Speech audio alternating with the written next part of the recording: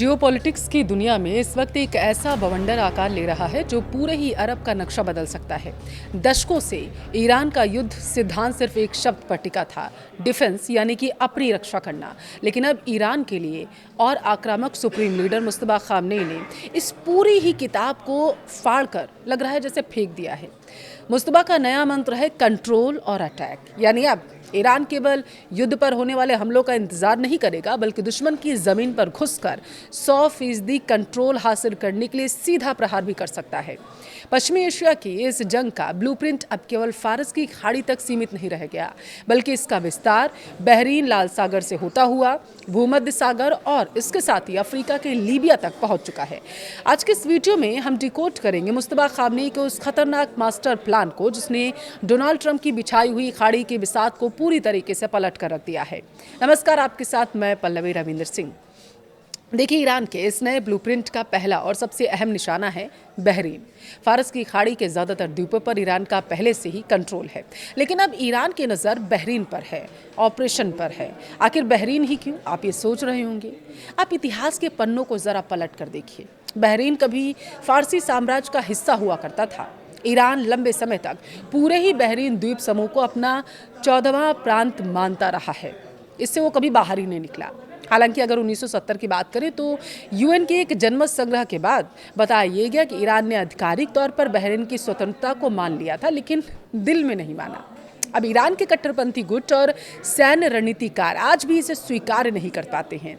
समय समय पर बहरीन पर अपने ऐतिहासिक अधिकार को दावा ठोक देते हैं, लेकिन इसके पीछे की असली वजह मैं आपको बताऊं, इतिहास नहीं है बल्कि भूगोल है। बहरीन पर कब्जे का मतलब है ईरान के सबसे बड़े क्षेत्रीय प्रतिद्वंदियों यानी कि सऊदी अरब और कतर के बेडरूम तक पहुंच जाना।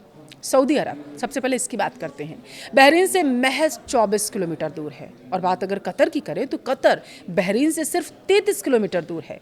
अब ज़रा आप सोचिए, अगर बहरीन पर ईरान का कंट्रोल हो जाता तो इन दोनों देशों के लिए यह कितना बड़ा और सीधा सैन्य खतरा बन सकता था। बहरीन तो सिर्फ शुरुआत है। मुस्तफा खामनेई का दूसरा चक्रव्यूह रचा जा रहा है लाल सागर यानी कि रेड सी में। यहाँ ईरान अपने प्रॉक्सी हूती विद्रोहियों के जरिए दुनिया के सबसे अहम ट्रेड रूट पर अपना फंदा कस रहा है।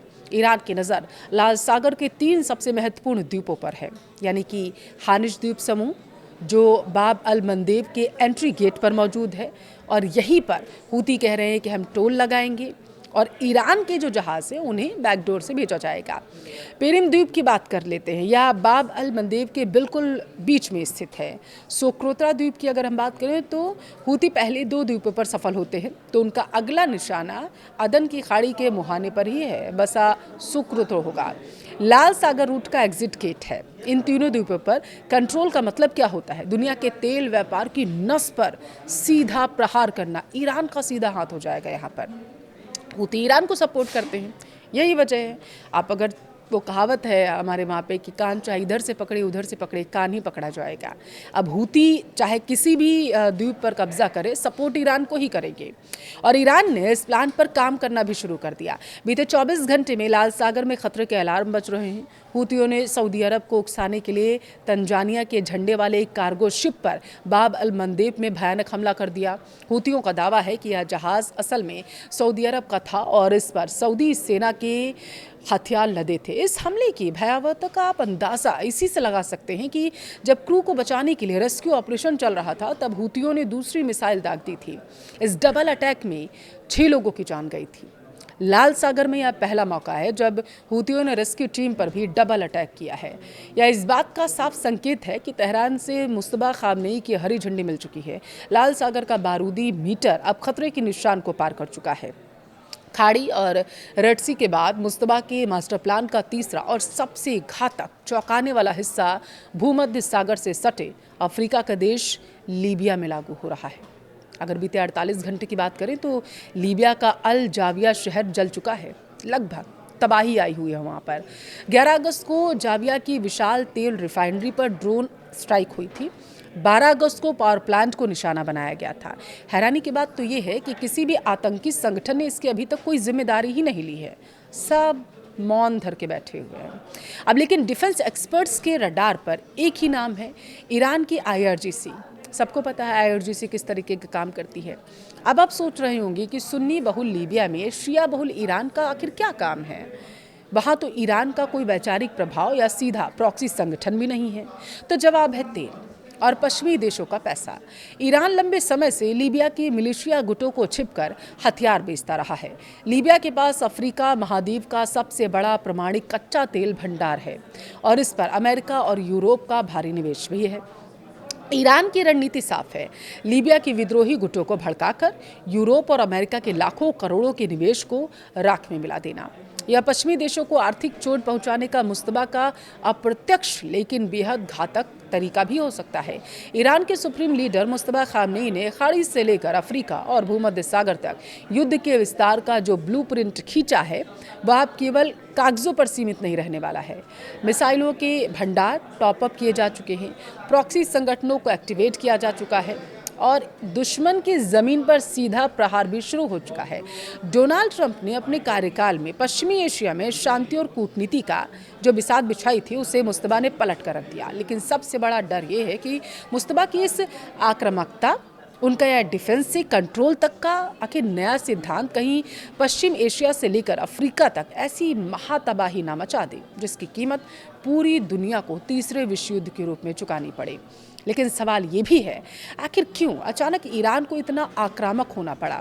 इसके पीछे एक बहुत ही बड़ा और खौफनाक डर है, वो मैं आपको बताती हूँ। इस्लामिक नेटो यानी एक ऐसा सुन्नी अरब और पश्चिमी देशों का महागठबंधन जो ईरान को चारों तरफ से कुचलने के लिए तैयार किया जा रहा है। एक ये भी पॉइंट है। तेहरान के हुक्मरानों की रातों की नींद उड़ने की सबसे बड़ी वजह है इस्लामिक नेटो या एक संयुक्त अरब पश्चिमी सैन्य गठबंधन की सुगबुगाहट। देखिए, दशकों से ईरान यह देखता रहा है कैसे अमेरिका और पश्चिमी देश खाड़ी के सुन्नी बहुल देशों जैसे कि सऊदी अरब हो गया, यूएई हो गया, बहरीन हो गया, मिलाकर एक साझा एयर डिफेंस और मिलिट्री नेटवर्क तैयार करने की कोशिश कर रहे थे। ईरान के रणनीतिकारों को डर था कि अगर यह गठबंधन पूरी तरीके से मजबूत हो गया तो यह नेटो की तर्ज पर काम करने लगेगा, यानी एक देश पर हमला मतलब पूरे गठबंधन पर हमला, सारे देश एक साथ हो जाएंगे। इस स्थिति में ईरान कूटनीतिक रूप से पूरी तरीके से अकेला पड़ जाएगा और ये उसका डर सच साबित हो रहा है। उसकी मिसाइल ताकत जो है वो दम तोड़ती नजर आएंगी और इसी संभावित इस्लामिक नेटो के घेरे को भेदने के लिए मुस्तबा खामनेई ने डिफेंसिव मोड छोड़कर ऑफेंसिव स्ट्रेटजी अपनाना शुरू कर दिया। उनका सीधा संदेश है, घेराबंदी होने से पहले दुश्मन के घर में घुसकर उसका समीकरण पूरी तरीके से बिगाड़ दो। और इसी रणनीति के तहत मुस्तबा का पहला निशाना बना है बहरीन। फारस की खाड़ी के इस द्वीप देश पर ईरान की नज़र इसलिए है क्योंकि बहरीन को उस संभावित इस्लामिक नेटो के एक बड़े फॉरवर्ड बेस के रूप में देखा जा रहा है। इतिहास का हवाला देकर ईरान भले ही बहरीन को अपना हिस्सा बताता हो, लेकिन असली जंग सामरिक नियंत्रण की है।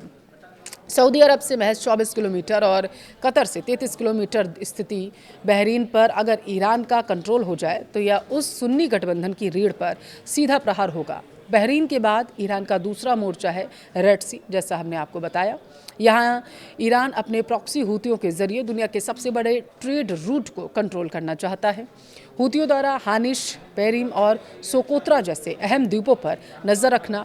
हाल ही में तंजानिया के कार्गो शिप पर डबल मिसाइल अटैक हुआ था और यह सब इस बात का सबूत है कि तेहरान अब पीछे हटने को तैयार नहीं। रेड सी के चेक पॉइंट पर कंट्रोल का मतलब है कि ईरान पश्चिमी देशों और उनके अरब सहयोगियों के समुद्री व्यापार की सांसें अपनी मुट्ठी में कर लेगा। यह उस घेराबंदी को तोड़ने का ईरानी तरीका है जो इस्लामिक नेटो के जरिए रची जा रही है। लेकिन मुस्तबा का यह ब्लूप्रिंट सिर्फ फारस की खाड़ी और लाल सागर तक सीमित नहीं है, बल्कि इसका विस्तार भूमध्य सागर और लीबिया तक हो चुका है। बीते दिनों लीबिया के अल जाबिया शहर में तेल रिफाइनरों और पावर प्लांटों पर हुए ड्रोन हमलों के तार ईरान के आईआरजीसी से जुड़े हो रहे हैं। अब आप सोचेंगे कि सुन्नी बहुल लीबिया का इस्लामिक नेटो या ईरान से क्या कनेक्शन है? कनेक्शन है यूरोप और अमेरिका का अरबों डॉलर का निवेश, इटली की एनी कंपनी का लगभग 68,000 करोड़ का निवेश, फ्रांस की टोटल एनर्जी का 85,000 करोड़ का निवेश और अमेरिकी ब्रिटिश कंपनियों के प्रोजेक्ट्स। ईरान लीबिया के मिलिशिया गुटों को हथियार देकर पश्चिमी देशों के इस आर्थिक इंजन को आग के हवाले करना चाहता है। मकसद साफ है, जो देश या गठबंधन ईरान के खिलाफ गोलबंद हो रहे हैं उन्हें आर्थिक रूप से इतना पंगु बना दिया जाए कि वे तेहरान की तरफ आंख उठाने से पहले 100 बार सोचें। तस्वीर बिल्कुल साफ है। एक तरफ अमेरिका, उसके सहयोगी अरब देशों को मिलाकर एक ऐसा सुरक्षा कवच या इस्लामिक नेटो बनाने की फिराक में है जो ईरान को हमेशा के लिए दबा दे। तो दूसरी तरफ मुस्तबा खामनेई ने अपनी आक्रामक रणनीतियों से उस कवच को पहले ही दिन से भेदना शुरू कर दिया। बहरीन से लेकर लाल सागर और लीबिया तक बिछाई गई या बारूदी सुरंगें कब एक महाविनाश युद्ध में बदल जाएंगी, कहा नहीं जा सकता। ये डोनाल्ड ट्रंप के दौर का कूटनीति को अगर हम देखें तो मुस्तबा ने अपनी जिद और मिसाइलों से पूरी तरीके से उन्हें पलट दिया। आने वाला वक्त तय करेगा कि यह काउंटर स्ट्रैटेजी ईरान को बचा पाएगी या फिर पूरे पश्चिम एशिया को एक महातबाही के तरफ गर्त में धकेलती नजर आएगी। आपको क्या लगता है, क्या ईरान का यह आक्रामक प्लान इस्लामिक नेटो के खतरे को टाल पाएगा या तीसरा विश्व युद्ध यहीं से शुरू होगा? हमें कमेंट में ज़रूर बताइएगा।